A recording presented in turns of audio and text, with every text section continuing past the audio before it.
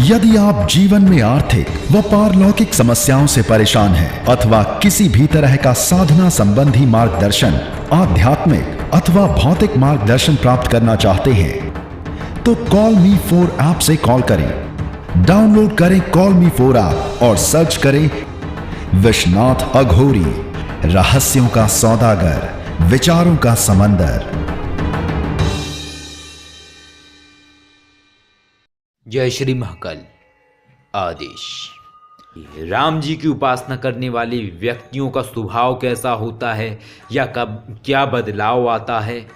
हनुमान जी की उपासना करने वाले व्यक्तियों का स्वभाव कैसा होता है, क्या बदलाव आता है? माँ दुर्गा की उपासना करने वाले लोगों के अंदर क्या बदलाव होता है? और क्या बदलाव होता है माँ काली की उपासना करने वाले भक्तों के अंदर? और कैसा बदलाव होता है भैरव जी की उपासना करने वाले लोगों के अंदर?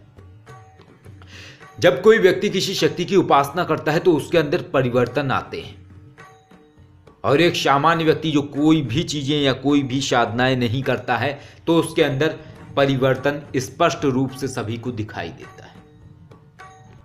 तो राम जी के विषय में बताऊंगा। सबसे पहले राम जी के विषय में यह है कि जो लोग राम जी की उपासना करते हैं, रामचरितमानस का पाठ करते हैं, वो व्यक्ति भक्ति भाव में डूबे हुए होते हैं। बहुत ही शांत स्वभाव होता है उन लोगों का, और वो लोग सिर्फ भक्ति मार्ग पर चलने वाले लोग होते हैं, जिन्हें अन्य किसी बातों से कोई लेना देना नहीं होता है। और जो राम जी की उपासना करने वाले लोग होते हैं वो बहुत ही संकोची स्वभाव वाले लोग होते हैं, बहुत ज्यादा संकोची होते हैं। मर्यादा और बातों के ऊपर विचार करने वाले होते हैं। वो किसी भी निर्णय को लेने से पहले ये आकलन जरूर करते हैं कि इसका परिणाम क्या होने वाला है।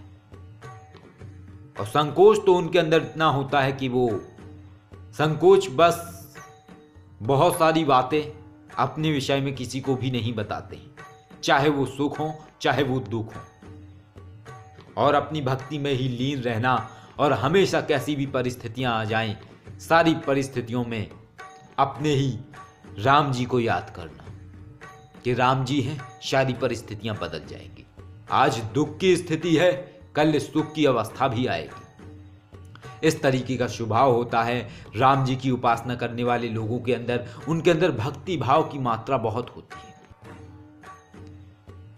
भक्ति में डूबा हुआ इंसान कभी दुखी हो ही नहीं सकता है। दुख की अवस्थाएं जरूर उसके जीवन में प्रकट होंगी, लेकिन वो दुख उसकी अवस्थाओं को परिवर्तित नहीं कर पाता है। वो सारी अवस्थाओं को और अपने जीवन की अवस्थाओं को जीते हुए आनंदित अवस्था में ही रहता है। तो यह अवस्था है राम जी की उपासना करने वालों की। हनुमान जी की जो उपासना करता है उसकी अवस्था क्या होती है? हनुमान जी की उपासना करने वाले लोग इस तरीके के होते हैं कि वो शांति प्रिय होते हैं।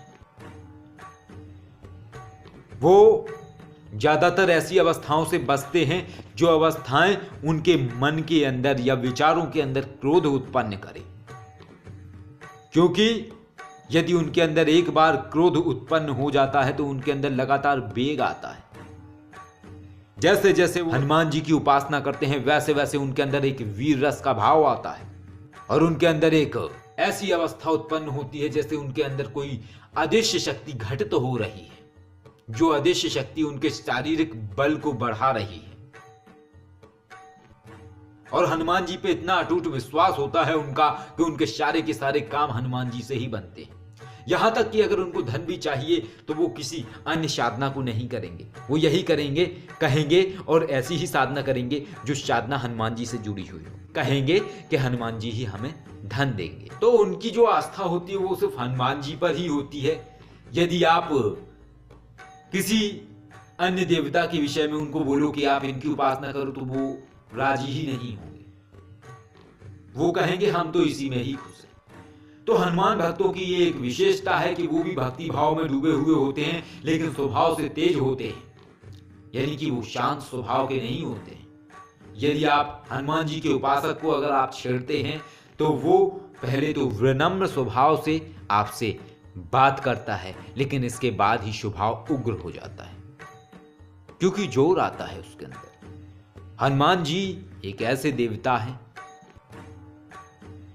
जिनका तेज और जिनके प्रताप का वर्णन कलयुग में किया जाता है, और कलयुग में उनको ऐसी उपाधि मिली हुई है कि कलयुग के पाप से बचाने वाले देवता सिर्फ हनुमान जी ही हैं। तो ये अवस्थाएं हैं हनुमान जी की उपासना करने वाले साधकों की या उनके भक्तों की। इसके साथ ही जो माँ दुर्गा की उपासना करते हैं वो लोग भक्ति भाव में लीन रहते हैं, और ऐसी उनकी अवस्था होती है कि उन्हें यहाँ वहाँ से कोई लेना देना नहीं होता है। वो माँ का जाप करते करते ऐसी अवस्था में पहुँच जाते हैं कि अर्ध प्रत्यक्षीकरण की अवस्था उनके जीवन में घटित होने लगती है, जिससे कि वो जाप करते करते ओम ऐं ह्रीं क्लीं चामुंडाय विचे, ओम ऐं ह्रीं क्लीं चामुंडाय विचे, या तो माँ के मंत्र का जाप करते हुए या अन्य मंत्र का जाप करते हुए या आरती गाते हुए वो इतने भाव विभोर हो जाते हैं कि उनका यकीन इतना ज़्यादा बढ़ जाता है कि वो अर्ध प्रत्यक्ष की अवस्था तक भी पहुंच जाते हैं,